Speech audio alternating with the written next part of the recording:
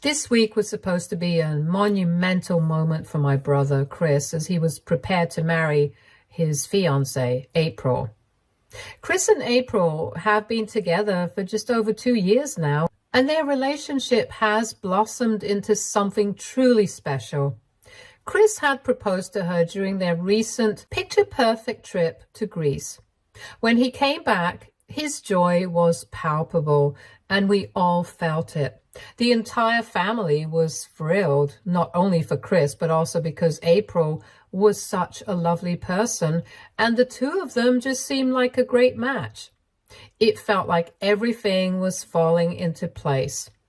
As the wedding plans unfolded, April, it turns out, had always dreamed of having a grand, almost fairy tale-like wedding.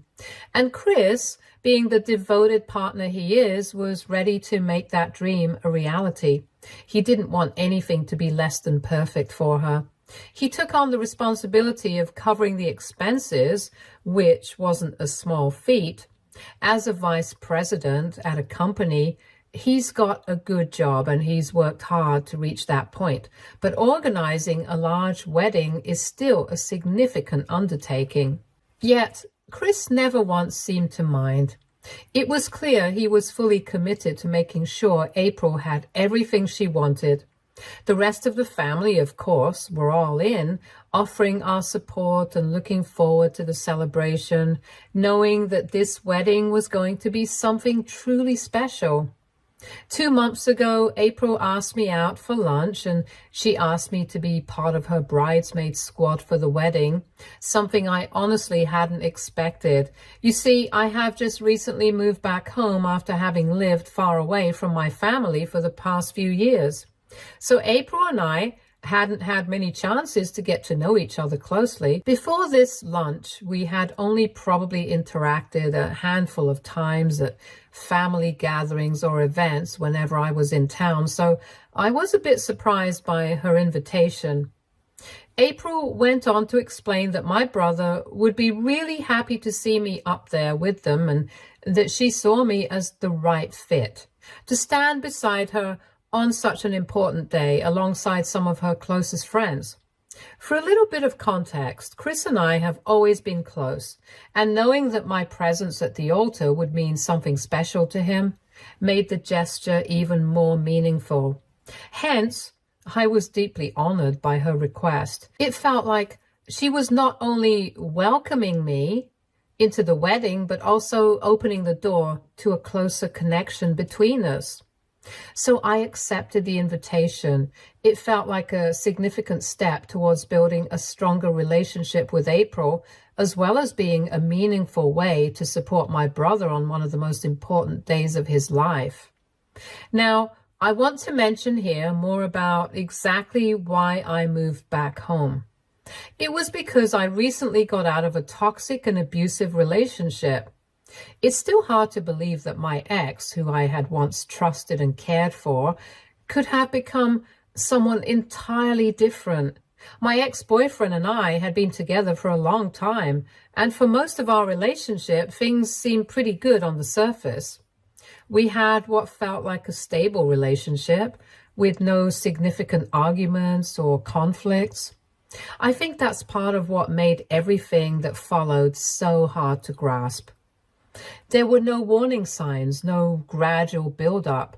He wasn't the type to ever raise his voice or act aggressively. And then, without any clear reason, things took a horrifying turn in our relationship. Out of nowhere, his behavior began to shift. He became aggressive in ways I'd never seen before, and it felt like I was suddenly living with a stranger. He would suddenly start shouting at me for small things or get very close to my face if he got pissed. There was suddenly this darkness in him that I hadn't known existed, and it scared me. Then, one evening, it all escalated.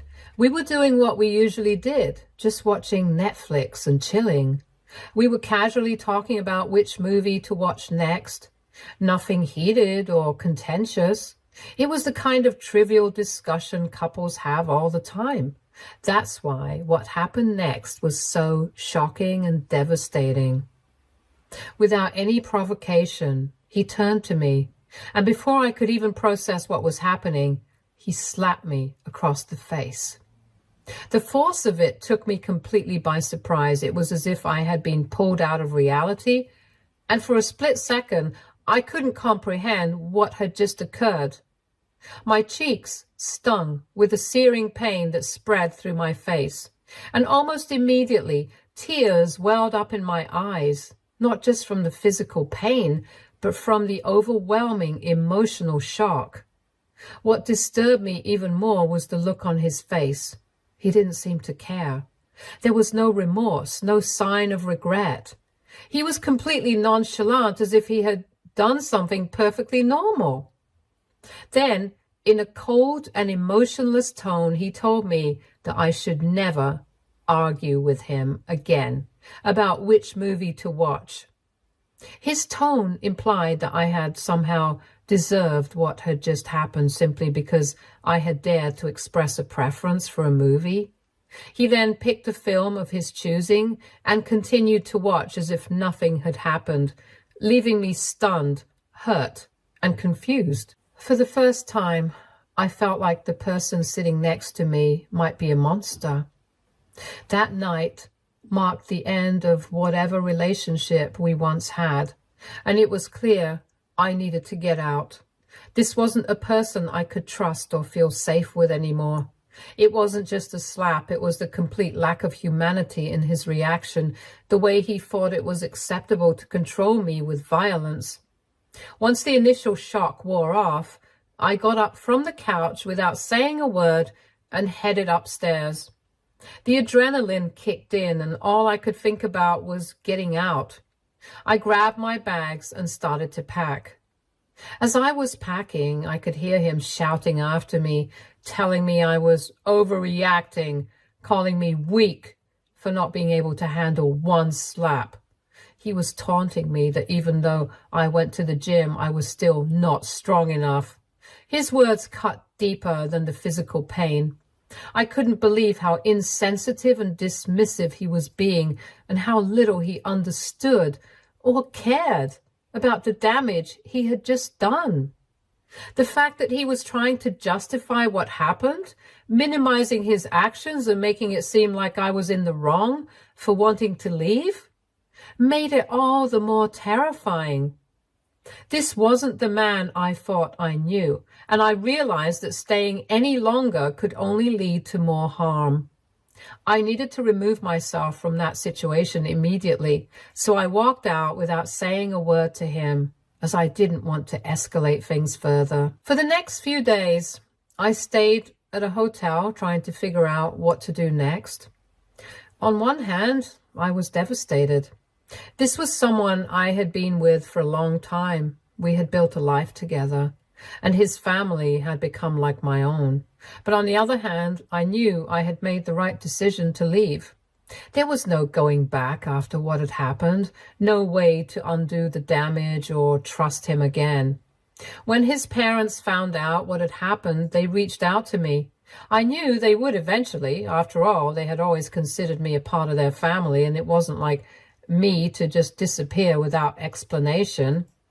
When they called, I told them everything. I didn't hold back about how his behavior had changed so drastically in recent months, how he had become more aggressive and controlling, and of course, how it all culminated in that night when he hit me. To my relief, they were concerned too. They almost couldn't believe what I was telling them. And like me, they struggled to reconcile this version of him with the son they thought they knew. They agreed that this wasn't like him at all, and they acknowledged how serious the situation had become. I think it was hard for them to hear, but at least they didn't try to defend his actions or dismiss my experience. That gave me some comfort, knowing that I wasn't alone in recognizing how wrong his behavior was. Everyone who knew him, including his own family, would have said the same thing. This wasn't the person we knew, and something had clearly gone very wrong. That week, his parents visited him, and they also noticed something was seriously off. It was the way he was acting in general, erratic and out of character. Alarmed by what they saw, they decided to take him to the hospital to get him checked out. It was during that visit that they discovered he had a brain tumor. The news was shocking, to say the least. Suddenly, everything that had happened, all his strange behavior, the aggression, and the sudden shift in his personality, started to make sense.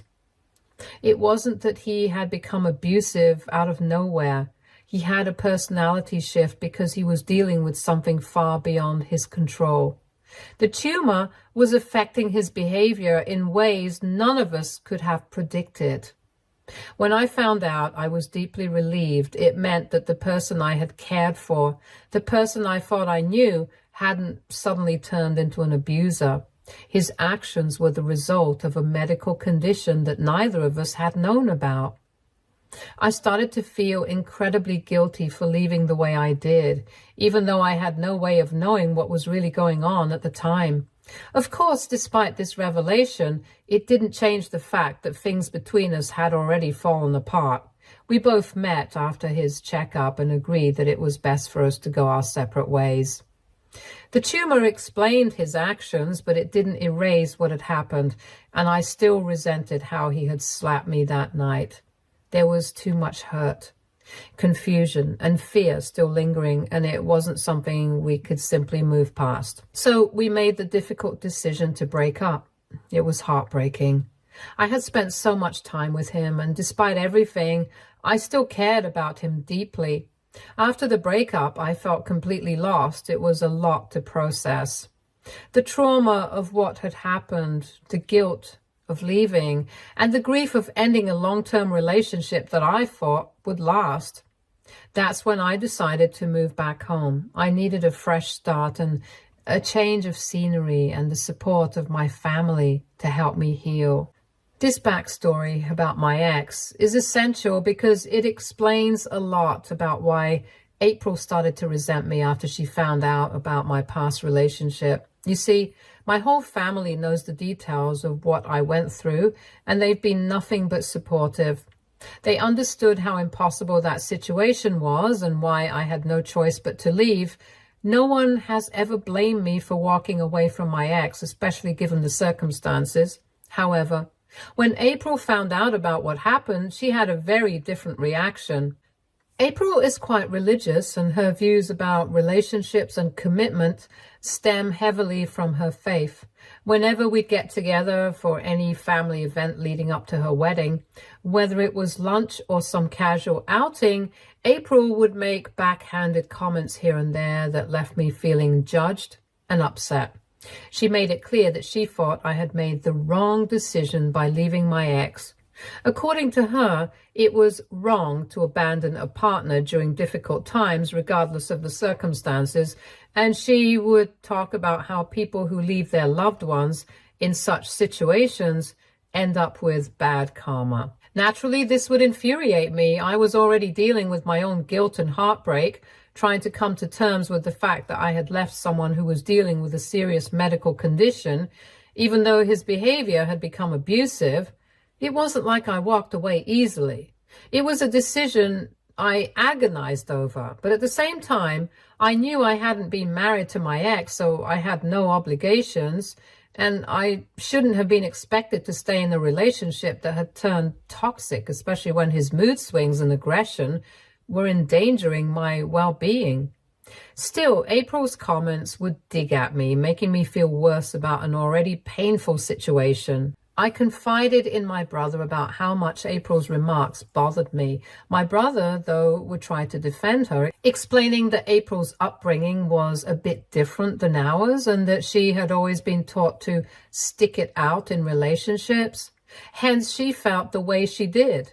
He would urge me not to take her comments too personally, telling me that she wasn't trying to be hurtful. He meant well, but it didn't make things any easier for me. Every time I saw April, I braced myself for some new comment that would make me feel like I was being judged for a decision that I already struggled with. Things took a frustrating turn when April and my brother sent out wedding invitations to everyone. She had graciously given everyone a +1, which I appreciated, but I sent back my RSVP indicating that it would just be me attending. I wasn't bringing anyone as I was still recovering from my breakup and wasn't in any place to have someone new in my life. To my surprise, April began insisting that I should invite my ex to the wedding. I scoffed at the idea and told her plainly that this was impossible. I hadn't even spoken to him since the breakup, and the idea of inviting him to my brother's wedding, of all places, made no sense whatsoever. I was just beginning to heal, and bringing him into such an intimate family event felt wrong on every level. But April didn't seem to understand that. She kept pushing the idea, repeating how it would be a good gesture and how I should let bygones be bygones. She insisted that he must be suffering after I left him and I should at least invite him to have a good time at their wedding. It felt like she wasn't even trying to understand my feelings about the situation. Normally, I would just nod along and try to ignore her comments like my brother had told me, just to keep the peace. But as you can understand, I was starting to get very irritated by her. There was one occasion where she again crossed the line. We were all out for lunch. April had invited her entire bridesmaid squad, and we were discussing dresses and other wedding details, trying to enjoy the fun and excitement that comes with wedding planning. But of course, April found a way to steer the conversation back to my ex. In front of everyone, she brought up the situation again and started telling the other girls how I had been mean for breaking up with that poor fellow after he was diagnosed with a brain tumor. She framed it like I was some heartless woman who had walked out on him in his hardest time. I could feel the tension rise in the air as she continued to paint me as the villain in front of the other bridesmaids. It was humiliating and infuriating. Here we were in a supposedly light-hearted setting, talking about dresses and wedding plans, and she was dragging up my most painful personal experience as if it was some casual gossip. The whole thing felt completely inappropriate, and I struggled to keep my composure as the other girls exchanged awkward glances. These girls, April's childhood friends who were going to be her bridesmaids, seemed to share her beliefs and values, likely influenced by their similar religious upbringings. They jumped on the bandwagon and started to bombard me with questions about my ex and our past relationship. Their questioning became relentless, and I could feel my patience slipping away. At that moment, something inside me snapped. This wasn't just about my ex anymore. This was about April's inability to respect my choices and boundaries. Without holding back, I asked April outright what her problem was with me. I demanded to know why she was so obsessed with my breakup and my ex. I had never confronted her directly before, so she was visibly taken aback at first. I could see the shock in her expression. She didn't expect me to question her like this, especially not in front of her friends. Finally, she spluttered out an explanation that left me both shocked and furious. April said that now that she was marrying into our family, she felt that if I could give up so easily on my partner, it reflected poorly, not only on my upbringing, but ultimately on my brother too. She continued to say how my brother had always told her about my relationship with my ex over the years, and hearing that I left such a long-term relationship without giving it any careful thought reflected negatively on my character and by extension on my family and my brother. Her words were like a slap in the face. I couldn't believe what I was hearing.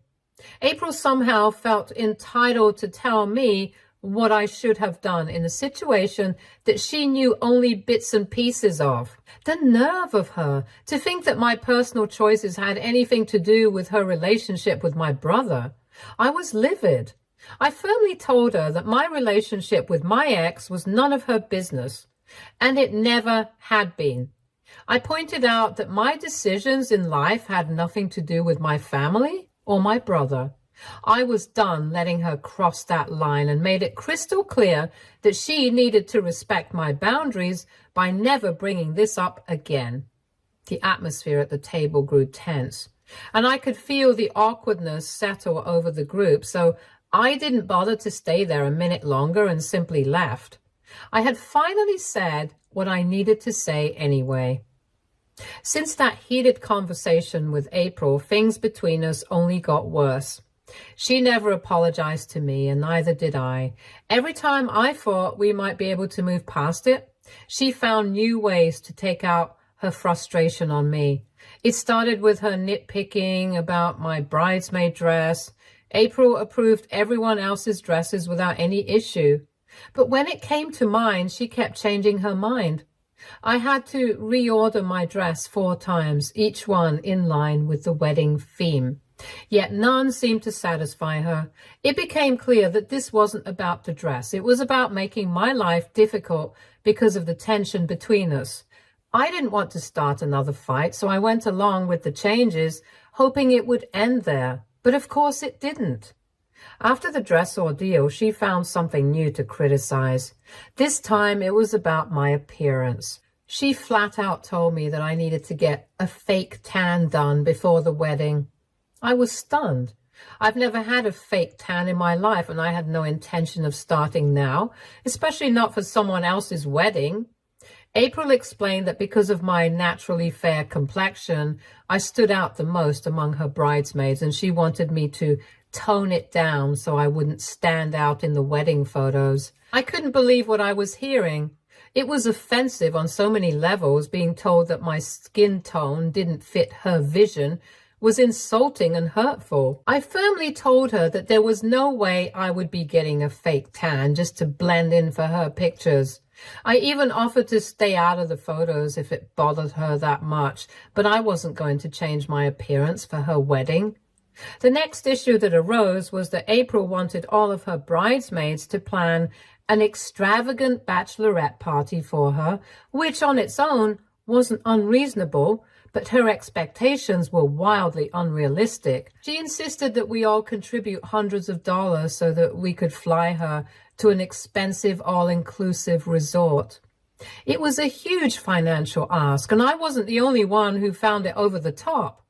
Another bridesmaid also protested against the high cost, pointing out that it wasn't feasible for everyone. As usual, April took offense. She scolded me and the other girl during a recent lunch, accusing us of not being good bridesmaids because we weren't willing to spend that kind of money on her. She told us how this was our duty, since we were a part of her squad and we shouldn't even be questioning it. It felt like nothing we did was ever going to be enough for her. She kept insisting for us to have this lavish party, but I had finally had enough. I put my foot down and outright refused to cave to her unreasonable demands. I told her that while I was willing to spend money by throwing her a good party, I wasn't going to almost go broke by shelling out hundreds of dollars just to make her happy. That seemed to be the final straw for April.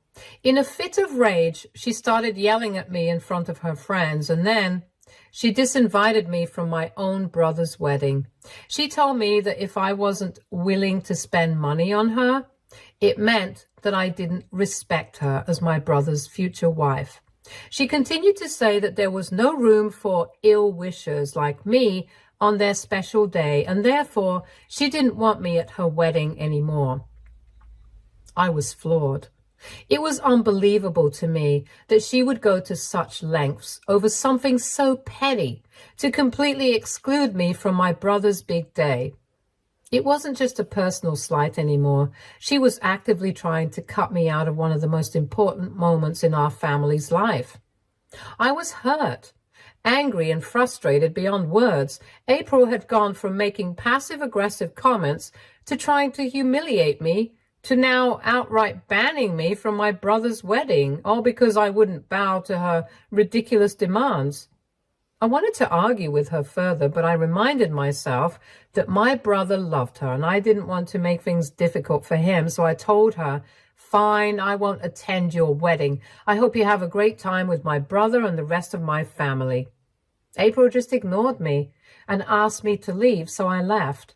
I had accepted things for what it was, even though I wanted to fight with her. However, when my brother found out from the rest of my family that April had uninvited me, he was understandably upset. He called me to ask for an explanation, and I told him everything that had happened between us.